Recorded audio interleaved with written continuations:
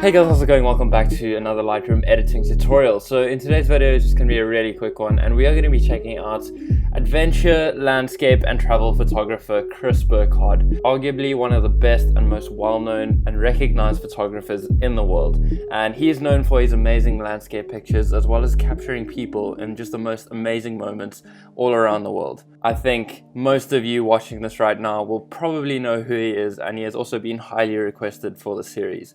So just taking a look at his editing style, we can see that it is actually really simple and simplistic, and I don't think that he over edits his photos at all. He keeps it really simple and sticks to the natural colors of the photo. But in saying that, he takes absolutely incredible photos so that they speak for itself. The editing doesn't really need to complement the photo at all. Obviously he does minor adjustments to enhance it, but just the photos we're looking at the moment are absolutely beautiful.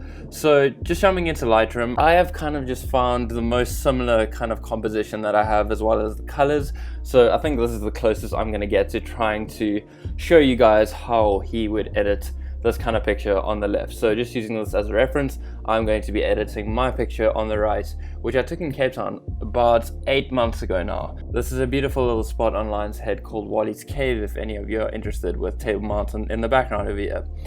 But getting into the part that you came to watch this video for. So just to start off, I'm going to keep it really basic, just bring up the contrast just a bit.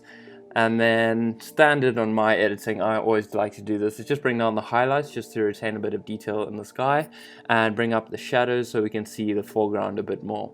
We can see that his picture is actually quite flat. I don't even think he might be using the contrast here, so we can even just bring that down a little bit. The clarity is also quite low on his photo. He has focused in on the subject in the foreground here. I assume you're shooting on 2.8, so we can see that the background is slightly blurred, but you can still see what's going on and the beautiful Yosemite mountains in the background. So in saying that, I am going to leave the clarity just where it is for now. I'm also going to bring the vibrance up a little bit. We can see in most of his pictures that they are very colorful and bright and vibrant, so I think he definitely brings that up in most of his edits.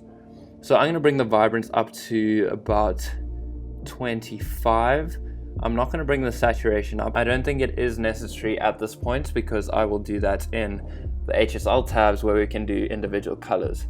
So the tone curve, again, just keeping it super simple. I'm just going to make a really basic S-curve.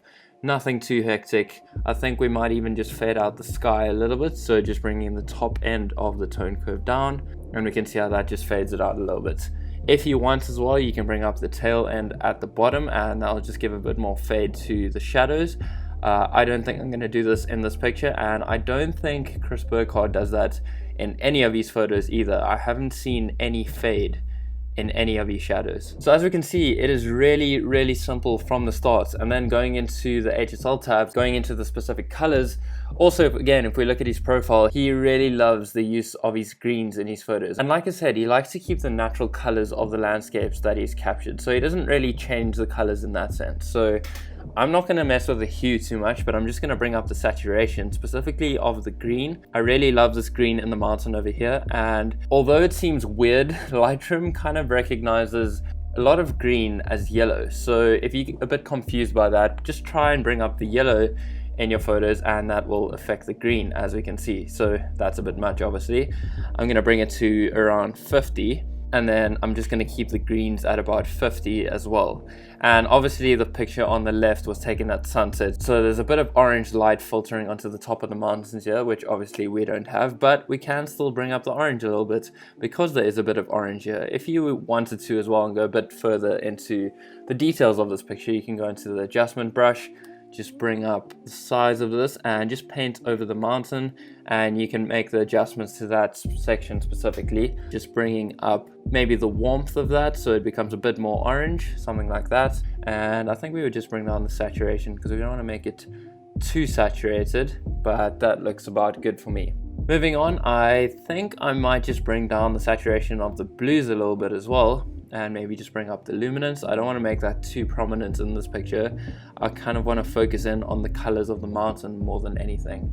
But I mean, already just looking at it right now, we are pretty close.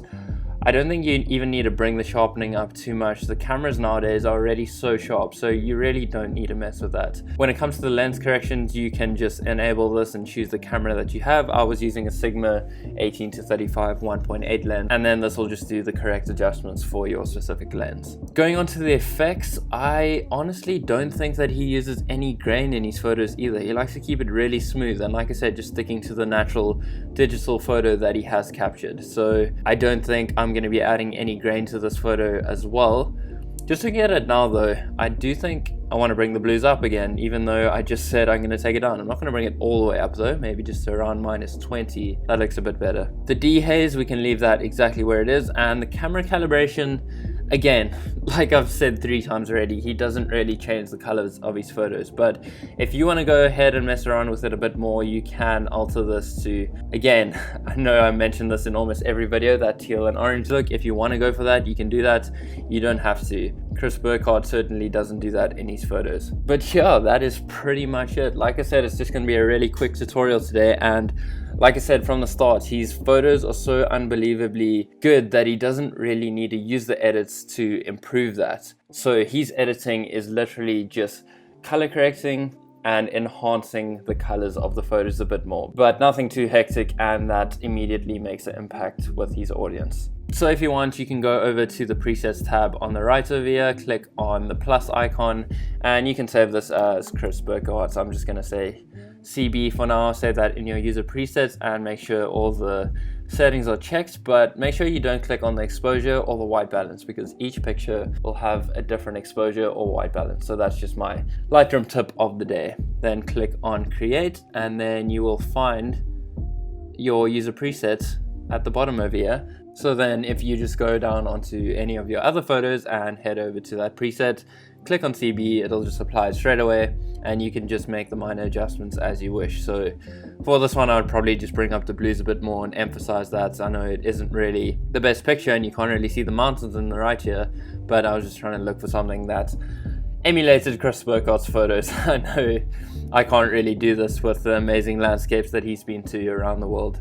I can only dream of going to these places, but hopefully one day we will be heading to these places. Speaking of travel, I am actually heading out to New York tomorrow. So at the time that you're seeing this, if you're watching it as soon as it got published, I will currently be on the plane on my way to JFK in New York City. So that's going to be amazing. Hopefully we'll get some banger shots there. If you want to follow along my own journey and check out my own photographs, come check out my own page, which is @VisualRev, where I post all of my own adventure style photographs. So come follow along the journey. Also subscribe to my YouTube channel if you haven't already, and there you will find all the videos of all of my adventures. So definitely come hit that subscribe button, and I will see you guys in the next video. So in saying that, I'm going to end today's video here. If you guys did like the video, please leave a like. If you are new around here, hit that subscribe button right over there, which isn't there for me right now. But in saying that, I'm going to leave you guys here. In the meantime, stay weird, don't die, and make it happen. I'll see you guys in the next one.